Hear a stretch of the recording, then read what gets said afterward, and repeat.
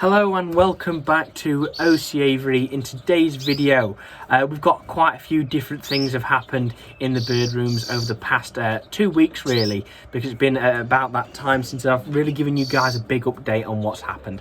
So we've got a few birds now on eggs and nests, so really exciting and really good signs. We've got natives moving in the right direction and a lot of other things, including my last bits of conditioning for these birds before they are going out into be paired. And we also do have a pair of natives that have moved outside and been paired. So hopefully you should enjoy this video, and well, let's get right to it.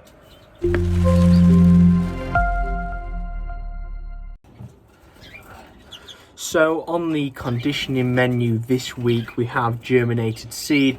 So they're getting that about 4 times a week now. So it's currently Wednesday when I'm filming this clip.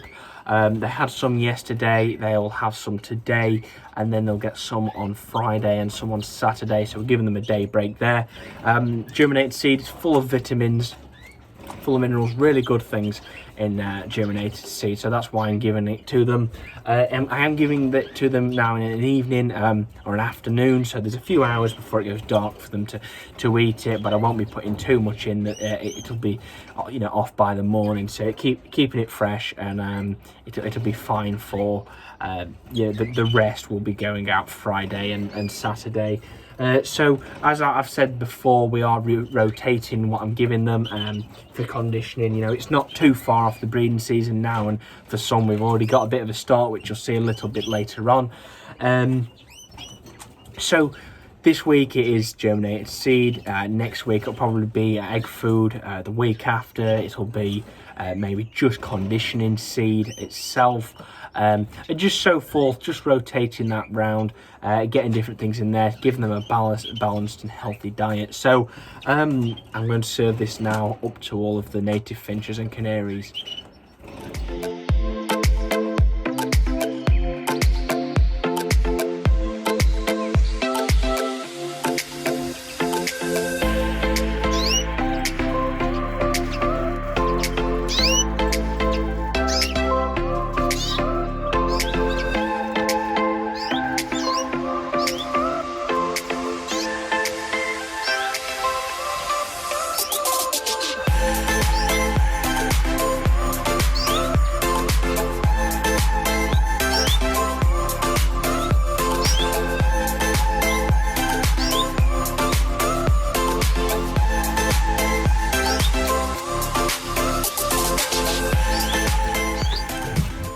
So that's all of the germinated seed dished out into the egg food drawers for the birds.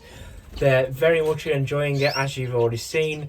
So that's really what I'm giving them just for this week. I must mention at least that with what I've got left, obviously this is going out to the birds in the flights and the other bird room as well, for the mules and hybrids and the larger finches. It is a little bit further germinated and developed than I was hoping for. I did check it this morning, looked perfect. I thought, well, I've got to go out, I'm not going to be home until a little later on, so I'm going to put some water over it and just make sure it doesn't dry out. Got back home and it has sputtered quite a bit more than I did expect, but nevertheless it's got everything useful and everything that's needed for the birds in it still, and the birds will very much enjoy it, as you've already seen. So as most of my viewers know from watching past videos, the idea of planning up the natives that will be paired up around the start of April, first week in April or so. So there will be a video coming on that shortly, in the next few weeks or so. But for the moment we have actually had to pair up one of the pairs of natives. It was actually a pair of Siskins. As you know, I have both the Siskin hens and the red poll hens in these cages, which are in front of me, the big blocks. And one of the Siskin hens was really showing signs that she was further in condition than some of the others. Now, they have been getting the same diet and the supplements and everything, but I believe she just maybe responded to it better, or she had slightly more, or just something that made her click a little bit earlier. and she's been shredding up newspaper. I didn't manage to get that on film because every time I actually came in to film it, she shot straight off. But she had scrunched up and shredded newspaper and was actually starting to construct a nest essentially in the corner of the cage. So I felt that the best thing and the right thing to do, considering how far forward she was compared to the others, was actually to pair her up with the cockbird and get them somewhere. So after some careful deliberation, I knew that the plans for the Siskins was that they aren't going to be breeding in these cages, and the reason being is because I think that the others breed better outside in the flights. I did cage breed them in a larger cage last year. It was all right, and I did flight breed them last year, and that was very good. So they have actually joined up with a pair of crossbills in one of the flights. Now, after working out my pairings, where things are going to go, I decided that the best thing I could do, for the sake of the Siskins at least, was to have them outside in the flight. So they're in a really large flight, 8 foot long, 2.5 feet wide and 6.5 feet tall, with a pair of common crossbills.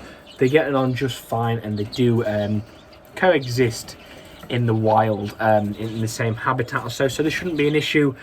We've got the nest site in as well, so I have took the style which I made a video on several weeks back on the greenfinch nests and just adapted that slightly to make it suited for Siskins. Obviously a smaller nest and a little bit of a different style nest liner. So fingers crossed we might have something coming from the Siskins in the next few weeks. I paired them up a few days ago, and I think they've just taken a little bit of time to settle in before they actually do start to make an effort to build. So from there, we're just a bit of a quick update on the crossbills. Again, still messing about. Not an awful lot I can do. I'm just going to keep giving them the conditioning seed and the calcium supplements, the different conditioning seeds and things like that, and just hope that they switch. I'm sure they will at some point. It's just they might just take a bit longer. I say about this time last year I did have one of the hens on eggs, but we'll just have to see what happens, and I'm not too concerned.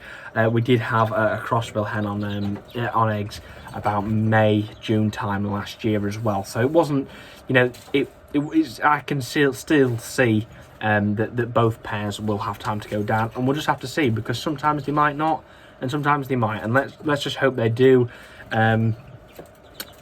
Both pairs are attempting to build at least, but they're still playing about with material and no real attempt to actually form a nest, rather than just putting material in and out of the nest, which they are doing at the moment.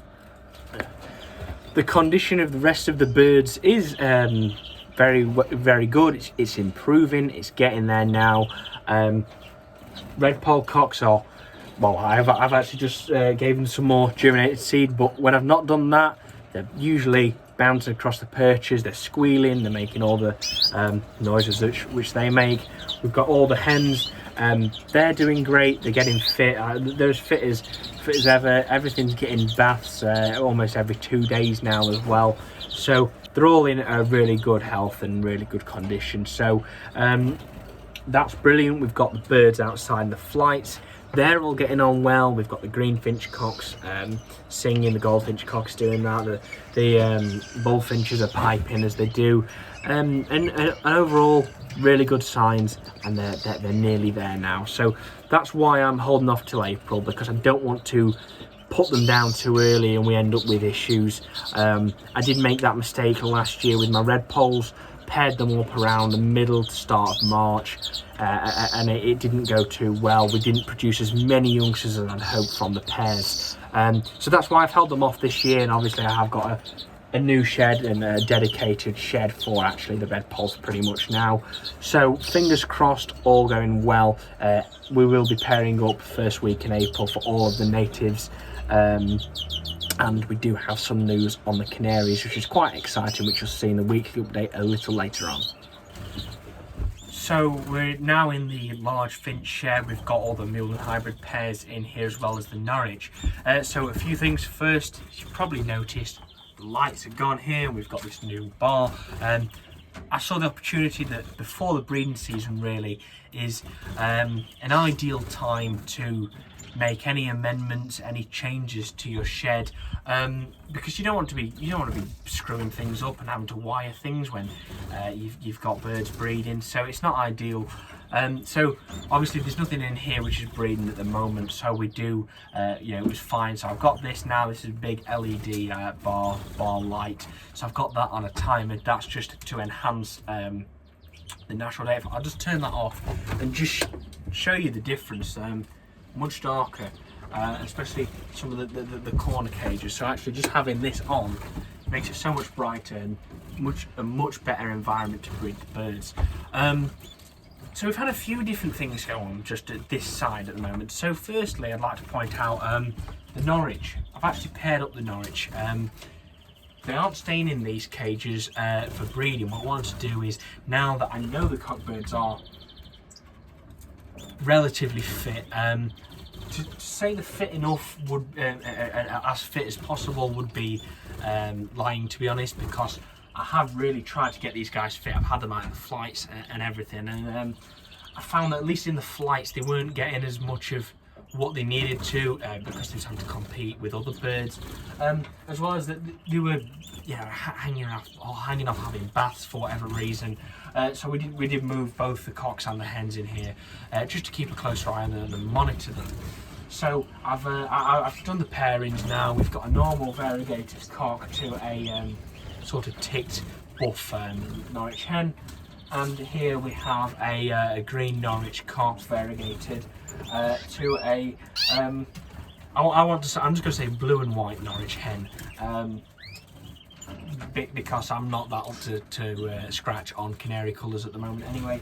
So we've paired those up. The idea is just to get them bonded, and then in a few weeks time when we come to pairing up all the rest of the natives, the Norwich will be also paired as well in the other shed. So this is just to have them be fit enough and enough room so they are bonded by the time we do come to put them together in the breeding cages with the breeding side of things. So that's that. And then also I think this is probably something quite common with mule hybrids, especially, but with native birds. I'm sure that many of us who watch my channel have tried to breed hybrids and definitely tried to breed natives, with some success and maybe not some success. So one of the issues that I encountered this week, the green finch crossbill hybrid has been an issue, and they have been testing me. The hen not laying, she's built up a complete nest and just not laying eggs, and I can't work out why. She's had two different nests in two different sites now and still not laid. So yeah, I'm not too worried. She is approaching a year old in April, so there's still time anyway. But the green finches, you'll know I keep looking over here, is because he's in here, and the reason being is that over the past few weeks they have been falling out quite a bit more, and I'd say it's probably partially to do with the Omnivit that I've been giving. I might have just given a little bit too much and he's getting a little bit overly aggressive, and just fighting with a crossbill hen, and that's not what we want for any birds that are breeding, is excessive fighting. They are going to fight, they are going to squabble, but that's expected. But he was being too aggressive for my liking anyway, so I have removed him. And they do have a bit of a love-hate relationship, that pair. They'll fight sometimes, and then I'll have a look in, and he's threading her. So it's a bit I'm a bit unsure with that.